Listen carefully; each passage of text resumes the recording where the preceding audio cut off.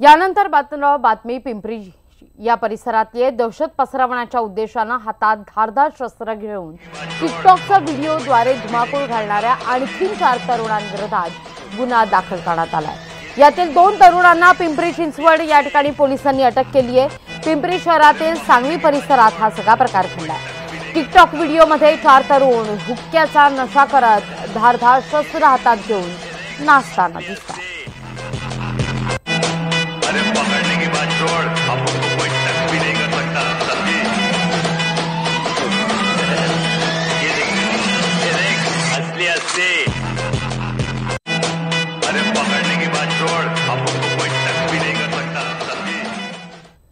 नगर कल्याण महामार्गावर उदापूर जवळ मॉर्निंग वॉकला निघालेल्या 3 वृद्ध महिलांना अज्ञात वाहनानं चिरडलंय। या अपघातात 3ही महिला जागीच ठार झाल्यात। धडक देऊन वाहन चालक फरार झालाय। अपघातात मीराबाई ढमाले, कमलाबाई ढमाले, सगुणाबाई गायकर या 3 वृद्ध महिलांचा मृत्यू झालाय। नगर कल्याण महामार्गाचं नुकतंच रुंदीकरण झालं असून या ठिकाणी हा अपघात झाला।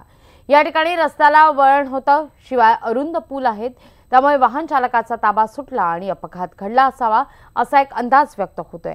फरार वाहन चालकाचा शोध पोलीस घेत आहेत। तर महिलांसाठी सुरक्षित समजल्या जाणाऱ्या मुंबईत चाललंय काय असा प्रश्न आता निर्माण होतोय।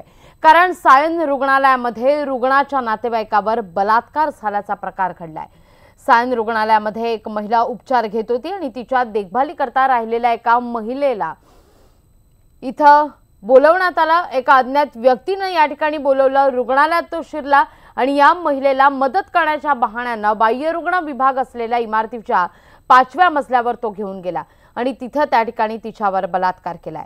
पीडित महिलेनं पोलिसात तक्रार दिल्यावर अज्ञाताविरोधात गुन्हा दाखल करून आरोपीला अटक करण्यात आली आहे। मात्र या घटनेमुळे पालिका रुग्णालयाची सुरक्षा ही राम भरोसे असल्याचं समोर येत आहे।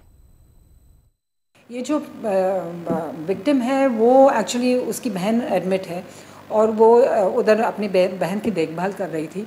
जब भी ये बाहर का कोई तो उससे फ्रेंडशिप की और उसको मदद करने के नाते उसको उधर लेके गए।